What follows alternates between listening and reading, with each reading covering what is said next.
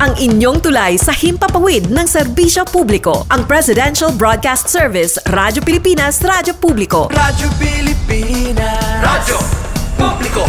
Kinilala ng pang-international at prestigyosong Asia Pacific Broadcasting Plus Awards 2025 para sa kategorya ng Government Streaming. Ito ay dahil sa epektibo nitong pagsasanib ng mga tradisyonal na media tulad ng telebisyon, radyo at print para masabayan ang mabilis na pag-inog ng mundo ng digital at social media tungo sa mas epektibong paghahatid ng mahahalaga at napapanahong mga impormasyon sa mamamayang Pilipino. Kinilala rin ang Radyo Pilipinas dahil sa patuloy na pag-akyat ng rating. Ngayon ay matatag sa pang-4 na pwesto sa Mega Manila ayon sa pinakahuling Nielsen Radio Audience Measurement Survey. At sa social media, nakamit ang mahigit 2,000% pagtaas ng bilang ng mga sumusubaybay sa Radyo Pilipinas page sa unang bahagi ng 2025. Patunay ito na ang inyong Radyo Pilipinas, Radyo Publiko ay tunay na kaagapay ng inyong pamahalaan sa paghahatid ng serbisyo sa mga mamamayang Pilipino. Mula sa aming lahat, sa ngalan ng inyong pamunuan at mga kawani ng Presidential Broadcast Service, kasama ang inyong mga himpilan ng Radyo Pilipinas sa buong kapuluan.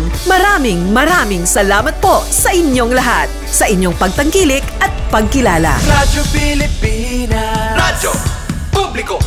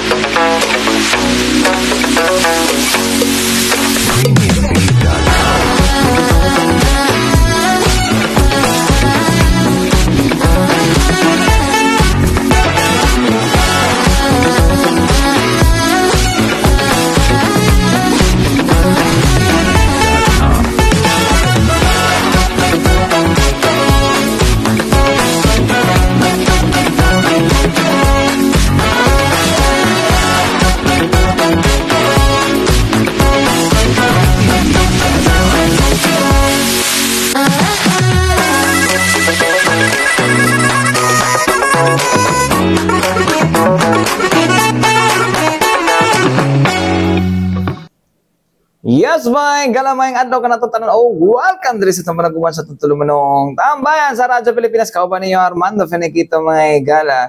Yes, may gala na. Kamusta? Tapos ang adlaw na sa bulan sa Hulyo to 2025, mga gala. Kasi nag-imitate sa kuang tingog. Bitaw mga gala ay.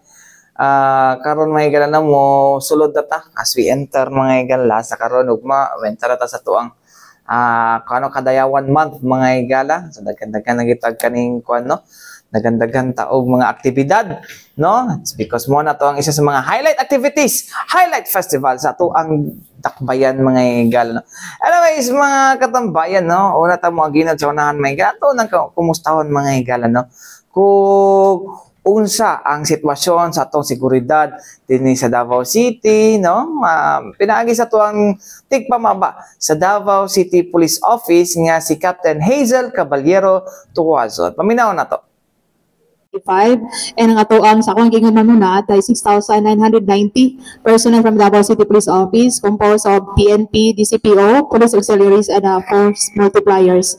Atong ikan mo pasalamat tadaan sa suporta sa ato ang Force Multipliers ma'am no, kay sa yun aning event is naagin sila kanunay nga mag-assist sa ato ang Davao City Police Office, and also ma'am sa ato ang mga Police Auxiliaries nga naa kanunay sa ato ang DCPO, PNP. Nagpasalamat ta sa suporta from the local government units sa ilang paghatag sa mga police auxiliaries sa ato ang 19 police stations and ato sa ato DCPO.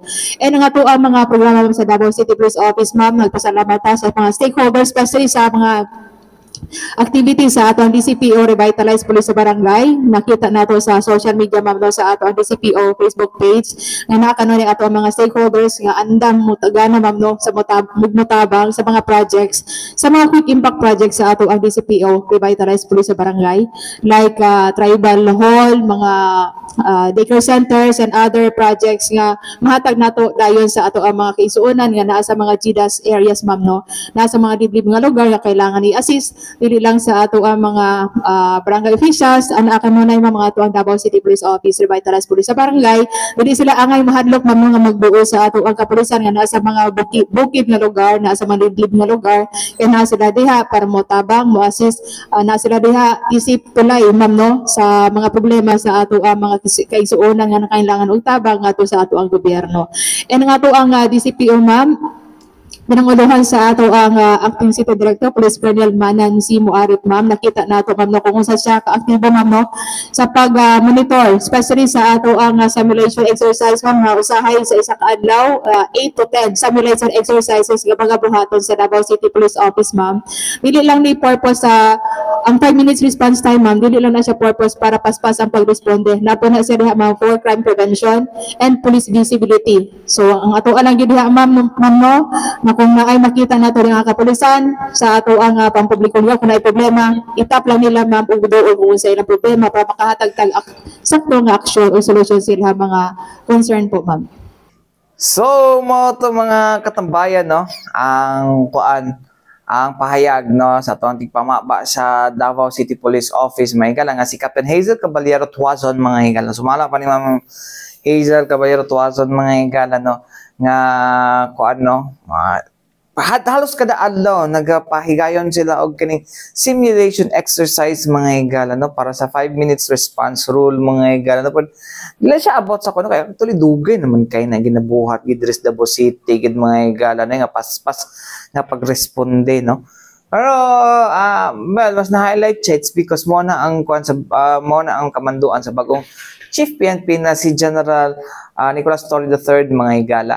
So mo na siya mga higala no ang ginabuhat tapos mo na karon mga higala ang path sa ato ang mga higala no sa ato ang bagong Davao City Police Office Director mga higala na si Colonel Manan Muarip mga higala nga sige dapat i-drill nato na hangtod sa kanang mo na ginay makuan ba no pag naitawag mo na natong buhaton no di na ta kinahanglan kung say buhaton pero well as I have said sanay na nga to ang mga kuan mga higala sanay na to ang mga kuan na to mga ato mga law enforcers sa address Davao City mga higala nagawas ka tong mga wala pa na-assign din sa una no or layo ra gid kayo no. So anyways mga higala ato nagipangutana no kay Ma'am Hazel Caballero Tuazon mga higala or Captain Hazel Caballero Tuazon mga higala no kung unsa ang mga ginabuhat mga higala na sa to ang bagong kuan karon no bagong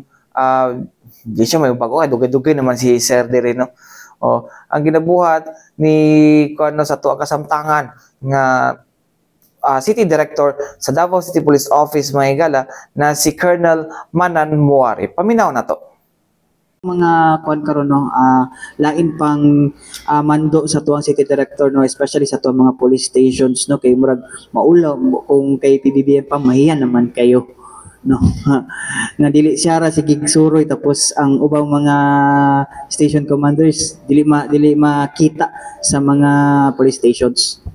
Yes sir, sakto na sir no. Sa giingon sa ato ang Acting City Director sir. Kuan gid siya magsuri-suri gid siya sa tanang station sir no diri sa ato ang DCPO para makita niyo kung say mga problema, unsay mga especially sa mga discrepancies during sa pag-conduct especially sir sa atong simulation exercises. Isa ato ang CIMIC sir sa tanan nga police station dapat na ay mga scenario sir no nga makita ang ato ang City Director kaya para makita nato within 5 minutes response time makuha ba sa mga police station.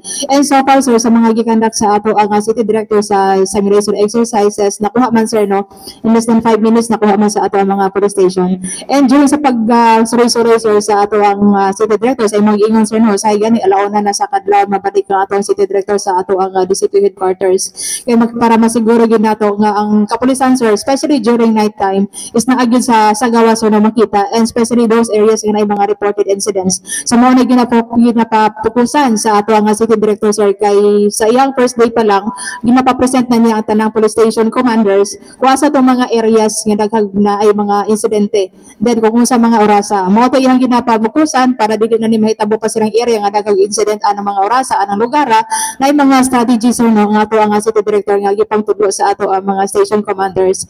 And so far sir sa base sa monitoring nato sa 8 focus crime nato sir, usay gani sa paglingkod sa ato ang city director hangtod karon na ay mga adlaw nga negative ang ato ang 8 focus crime. Gumikan ka na sir na kay daghang tag mga kapulisan nga makita sa kalsada kay anytime sir magpatawag ang ato ang city director ka nga simulation exercises. So magpabuhat siya na sir so makita nato mga kapulisan nga active diya sa mga kalsada kay anytime sila tawagon sa ato ang city director nga sila ang mag act ani nga senaryo nga gihatag sa ato ang city director usually. So from time to time, kada police station dapat na CIMEX every week, tama ba? Yes sir, dili gani every week in a day siguro usay gani sir mabutong pulo ka CIMEX ang ihatag sa ato ang city director and makita na nato sa ato ang DCPO Integrated Command Center live na siya sir nga ipakita sa mga stations kung ansa nila gihatagan o kanang responde ang katong senaryo nga gihatag sa ato ang city director. Okay, thank you ma'am. So, mga ito mga higala no, ang pahayag ni Captain Hazel Caballero Tuazon mga higala with regards sa kanang mga ginabuhat nato nga ginabuhat karon ni Colonel Manan Muarip mga higala na mga simulation exercise. Actually, gabi ni ka-active mga katambayan no, murag halos kada kuan, halos kada adlaw bisag dili maghalos di matulog no, sige ronda. Sig nirundaan ng mga police station, sig nirundaan ng mga compact, sig nakipag-coordinate sa mga national or local government agencies. Diba? Wala kita pangita nato, no? Working, no? Wala kay kanang endo kanang unless nga katong mga dumot-dumot no, dinunggabay, actually usually ato inom man to no. Mo man ang mga kon may galang naghatod og kagubot, may kanang kon karon mga galang kagubot og kaning mga disgrasya mo na kasagaran matala no. In terms of kaning law enforcement mga higala no, katong mga kon sa 9165 ba dugay naman nato na ginabuhat mga higala, but as to kanang mga kon gyud kanang mga serial na gyud ng mga gyud nga mga krimen, I don't think so mga higala no. Siguro na kon kay grabe ba na ba ito si Colonel Muarip mga higala, first interview na mo siya nga kuan gid daw mga higala no, mahulog gid daw kung dili gid daw mo trabaho ang pulis no, kay daghan na kay gipanghatag si aside sa gasolina, gitagaan pag sakyanan, gitagaan pag driver, gitagaan pag auxiliary. Mo na mga higala, di sila dapat mo kuan na ng di sila dapat mo magpa-lawsi-lawsi no. Hindi kayo sila magpalaw-silaw-si, kaya magpalaw-silaw-si, daghan naghihatag sa inyo, usap ay masultian na, di ba? Kaya doon ako sa gisulti ni Kwan sa una ni General Danao sa una mga higala, no, nga, binigay na sa atin lahat, tapos hindi pa tayo magtatrabaho, and the rest is history. Bita mga higala, eh. Anyways, mga higala, balik kita man lang sa mga importante pa, hinumdum niya ito si Bianan. Balik kita mga higala din sa itong panaguban sa itong tulumanong tambayan sa Radyo Pilipinas. Kauban ninyo Armando Fenequito mga higala na. Yes mga higala. Karong panahon na mga higala no, daghang kitang mabalitaan ng mga disgrasya mga higala. Ito na itabo dito sa mga coastal road, uban pa no. Murag ka naman kayo, alarming naman kayo ng mga sika disgrasya. O sige kayo reason gidean no. Ano siya mga disgrasya? Naiuban na mga higala, pasangin lang nila ang kalsada, naiuban, pasangin lang nila ang kuan. Ha? Naunsa mo? Atulog mo? Charing. Pero uban na nalagay na nga tulog yun mga higala. Muna ginatawag nila nga human error mga higala. No? Sa gunson mga higala. No? Sa gunson we ito to last week. Even katong last Monday ba to? Tuesday? No? Na murag halos tanan mga higala no niya kasagaran sa mga disgrasya mga higala is nandiri sa Juan C. P. Garcia Highway. Mo na abot bitaw sa naana si P. Garcia Highway. Dagan mo mga padulhog diha mga higala no, especially sa may sa may Matina area mga higala, likod sa may Matina Pangi. Nagdaghan na diha mga higala kanang paubos ba. Tapos na po'y pataas pod mga higala, no? Especially, daghan gid og mga, daghan og mga, daghan og mga, uwan pod na murag, well, di na ito ikuan, sa driver gyud ang mali mga higala. So, it all boils down to recklessness or imprudence mga higala. No? So, mo na mga higala, no? Yata lang anon mga higala atong ato ang paminaw, no? Ang bago ning lingkod mga higala si sir, no? Bagong lingkod na Traffic Enforcement Unit Chief, no, sa Davao City Police Office mga higala, na si Police Lieutenant Colonel Christian Antonio Garcia mga higala, no. Aron ang crime ay ang statistics sa road crash incidents dinhi sa sa Davao City. Paminaw na to. Road crash incident from January to June is my report. Sa number of vehicles involved is 4,864 from January to present. Ang private niya is 37%. Ang motorcycle is 21% and ang truck is 10%. Now, I proceed to the severity of incident. Yung damage to property is 83%, minor physical injury 14%. Ang serious physical injury is only 2% and ang isang may homicide na 1%. Main cause sa mga accident is of course the human error, which is 96%. Vehicle defect is 2%. And road defect is 2%. Sa driver error, inattentive yung 48% highest percentage po siya. Now, sa mga time na mga pangyayari, yung time of incident is usually ang pinakamalaki is yung 2 p.m. to 4 p.m. which is 14% and the lowest is 2 a.m. to 4 a.m. and 4 a.m. to 6 a.m. which is only 2%. Now, the highest risk area where road crash usually occur, number 1 is yung Carlos P. Garcia. Yung next is the MacArthur Highway, the Kabantian, which is 4%. Yung Carlos P. Garcia pala is 19%. And MacArthur Highway is 7%. Kabantian 4%,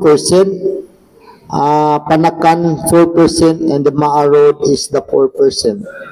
Now the comparison, January to June, from calendar year 2024 to 2025. Noong 2024, we have 1,998, while in 2025 to present is meron na tayo ngayong 2,598, which increased more than 30%. Interior. January to ngayon, yung sa 2025. Itong sa last year, 1,998 lang. The whole year? Whole year, 2024. Pero yan, wala pa tayo natapos Wala pa natapos yung 2025. Nag-increase na siya ng 30%. Umabot na ng 2,598.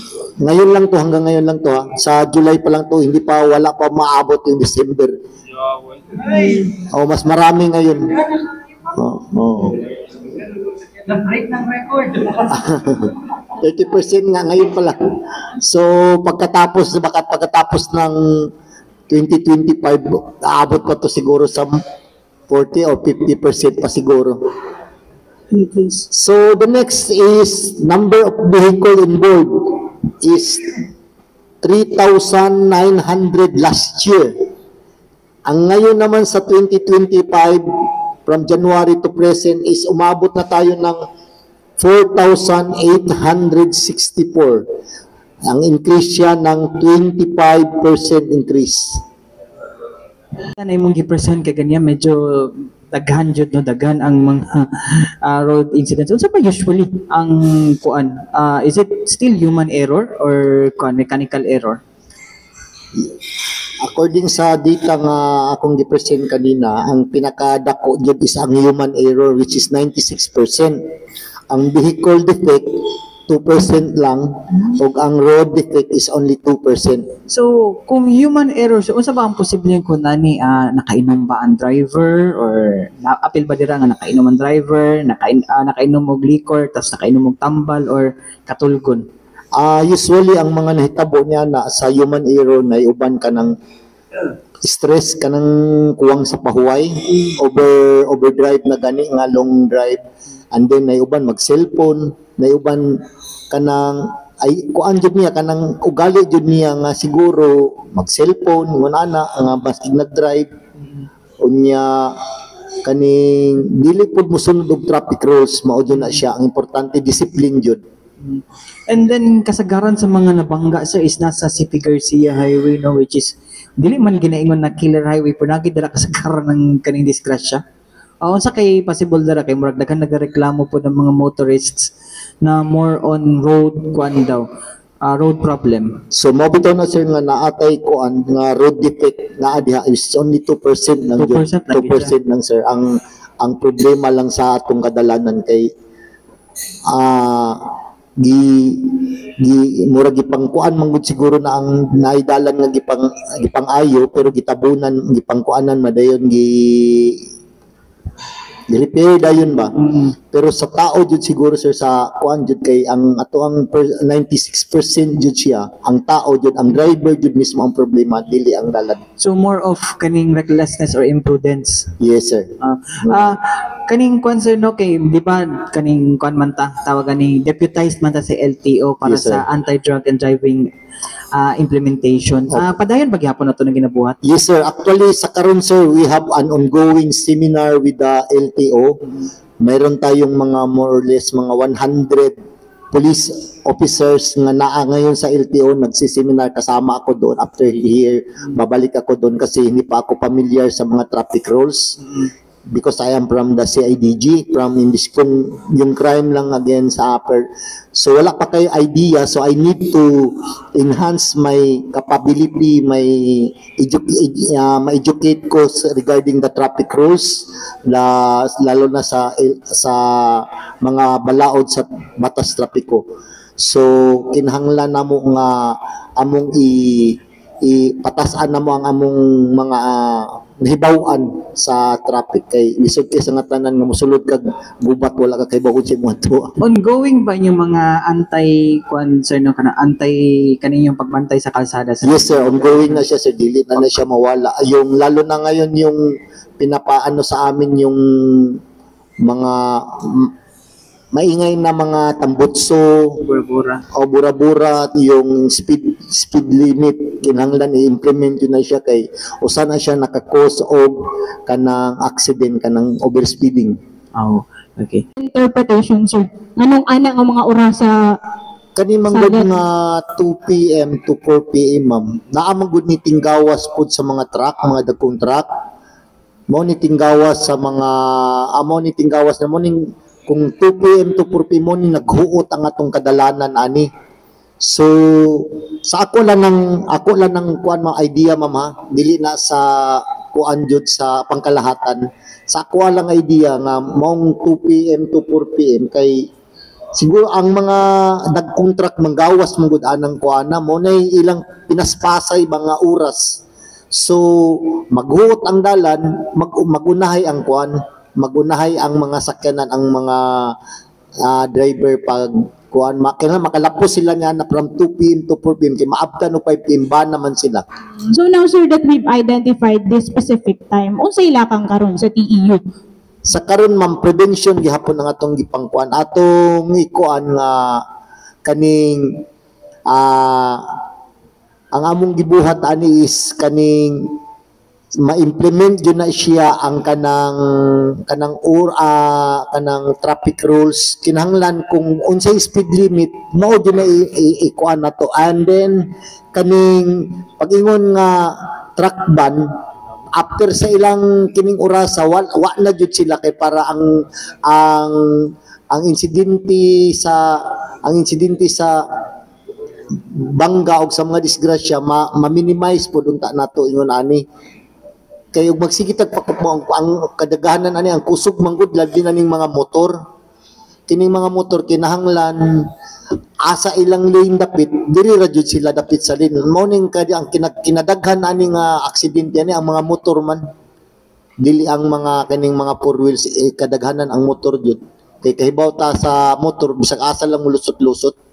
And last question na lang, sir, do we have enough personnel po under the TEU Sa to karon- supervise this? Sa karon ma'am, actually ma'am, naagan iko'y plano unta proposal nga maghimo ko og detachment from north and then south, maghimo ko og detachment unta ba nga naay butangan dito og opisina gani kay para naay ma-smooth ang atong flow diha sa may gikan sa norte padung pod diri sa south ug diri sa Kalinan. Naon ta ko'y detachment diha, gi-propose ko na kay our new city director nga butangan unta diha kay para mapaspasan nato gani ang ato ang kuan ang ato ang mga vehicular accident mapaspasan maabot dayon ta diha. Mo nang usually ang nakahugot gud sa traffic kani manggong mga aksidente nga hitabo nga dili din ma-pull out.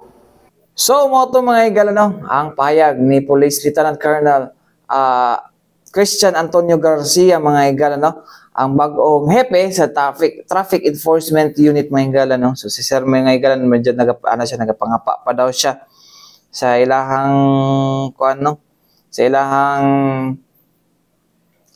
tawagan sa ilahang bagong assignment, no? Kay gikan mo siya si IDG mga katambayan, no? So, anyways, mga katambayan, no? Liman ka? Asa naman to? No? Sa kuan mga higala, no? Pila to? 2,598.